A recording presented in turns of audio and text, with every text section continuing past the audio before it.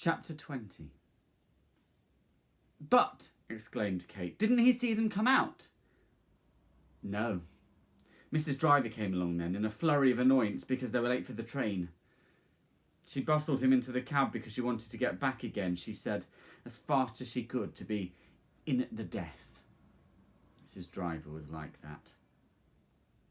Kate was silent a moment, looking down.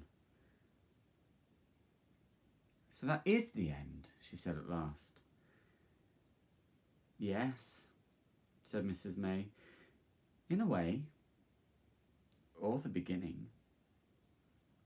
"But," Kate raised a worried face, "perhaps they didn't escape through the grating. Perhaps they were caught after all." "Oh, they escaped all right," said Mrs. May lightly. "But how do you know?" "Oh, I just know," said Mrs. May. "But how did they get across those fields with cows and things and the crows?" "They walked, of course. The Hentrieries did it. People can do anything when they have a mind to." "But poor Homily, she'd be so upset." "Yes, she was upset," said Mrs. May. "And how would they know the way?" "By the gas pipe," said Mrs. May. "There's a kind of ridge all along through the spinney and across the fields. You see, when men dig a trench and put a pipe in it, all the earth they've dug up doesn't quite fit when they put it back. The ground looks different." "But poor Homily, she didn't have her tea or her furniture or carpets or anything. Do you suppose they took anything?" "Oh, people always grab something," said Mrs. May shortly. "The oddest thing sometimes. If you read about shipwrecks," she spoke hurriedly as though she were tired of the subject. "Do be careful, child. Not grey next to pink. You'll have to unpick it." "But," went on Kate in a despairing voice as she picked up the scissors, "Homily would hate to arrive there all poor and destitute in front of Loopy." "Destitute," said Mrs. May patiently. "And Loopy wasn't there, remember. Loopy never came back. And Homily would be in her element. Can't you see her? Oh, these poor silly men. She would cry and she would tie on her apron at once." "Were they all boys?"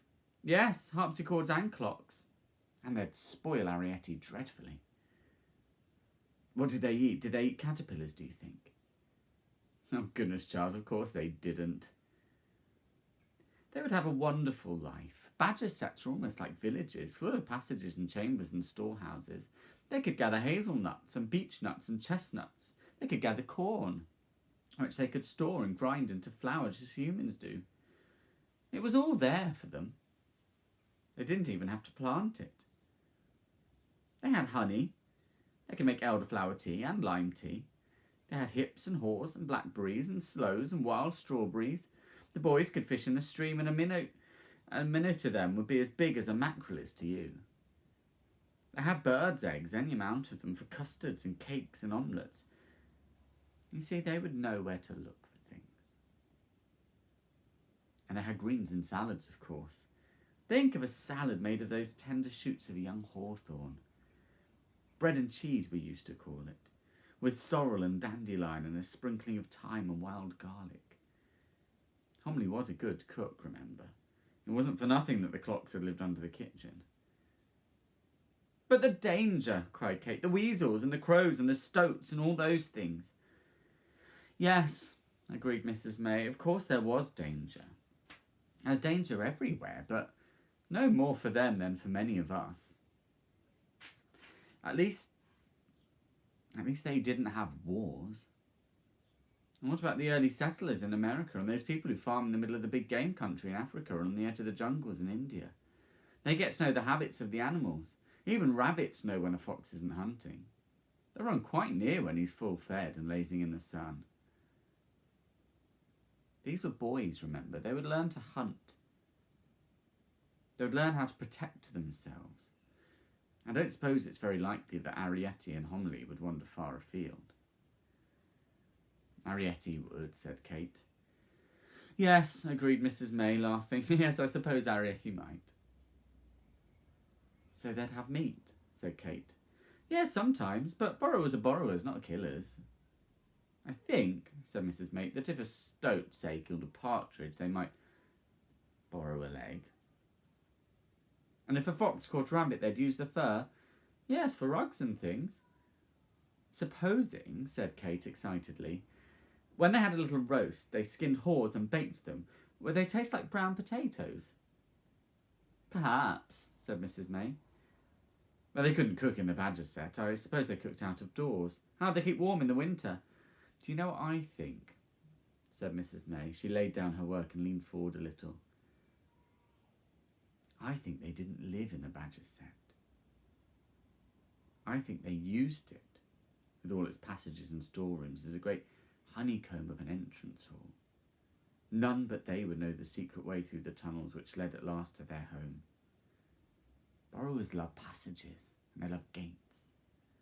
They love to live a long way from their own front doors.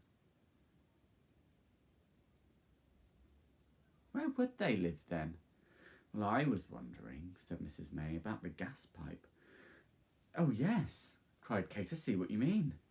The soil's all soft and sandy up there. I think they'd go right through the badger set and dig out a circular chamber, level with the gas pipe. And off this chamber, all around it, there'd be little rooms like cabins.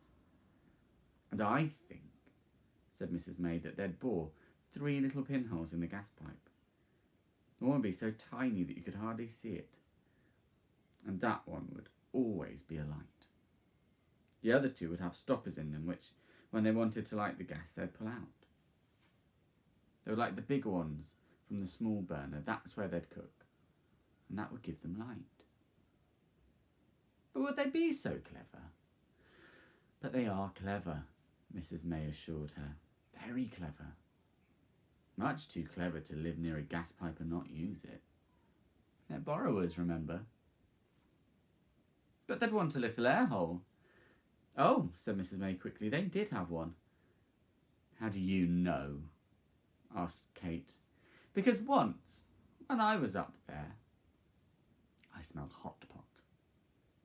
Oh, cried Kate excitedly. She twisted round and knelt up on the hassock. So you did go up there, so that's how you know. You saw them too. Oh, no, said Mrs. May, drawing back a little in her chair. No, I never saw them, never. But you went up there, you know something. I can see you know. Yes, I went up there. Mrs. May stared back into Kate's eager face. Hesitant she seemed, almost a little guilty. Well, she conceded at last, I'll tell you, for what it's worth. When I went to stay in that house, it was just before Aunt Sophie went into the nursing home. I knew the place was going to be sold, so again Mrs. May hesitated, almost shyly. Well, I took all the furniture out of the doll's house and I put it in a pillowcase and I took it up there. I bought things too out of my pocket money, tea and coffee beans and salt and pepper and cloves, and a great packet of lump sugar. And I took a whole lot of little pieces of silk which were over from making a patchwork quilt. And I took them some fish bones for needles. I took the tiny thimble I got in a Christmas pudding and a whole collection of scraps and cracker things I'd had in a chocolate box. But you never saw them. No, I never saw them. I sat for hours against the bank below the hawthorn hedge. It was a lovely bank, twined with twisted hawthorn roots. Twined with twisted hawthorn roots and riddled with sandy holes, and there were wood violets and primroses and early campion. From the top of the bank you could see for miles across the field. You could see the woods and the valleys and the twisting lanes. You could see the chimneys of the house. Perhaps it was the wrong place. No, I don't think so. Sitting there in the grass, half dreaming and watching beetles and ants, I found an oak apple. It was smooth and polished and dry, and there was a whole board in one side of it and a slice off the top. The teapot! Exclaimed Kate. I think so. I looked everywhere, but I couldn't find the quill spout. I called then down all the holes, as my brother had done, but no one answered. Next day, when I went up there, the pillowcase had gone. And everything in it. Yes, everything. I searched the ground for yards around in case there might be a scrap of silk or a coffee bean. But there was nothing. Of course, somebody passing by might have just picked it up and carried it away. That was the day, said Mrs. May, smiling, that I smelled hot pot.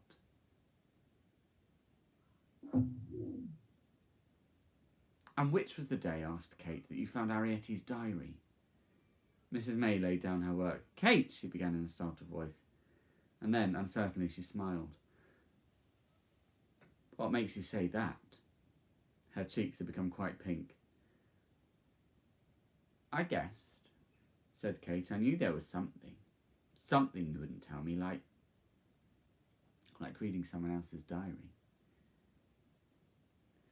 It wasn't the diary, said Mrs. May hastily, but her cheeks had become even pinker. It was the book called Memoranda. The book with blank pages. That's where she'd written it. And it wasn't on that day that I found it, but 3 weeks later. The day before I left. Kate sat silent, staring at Mrs. May. After a while, she drew a long breath.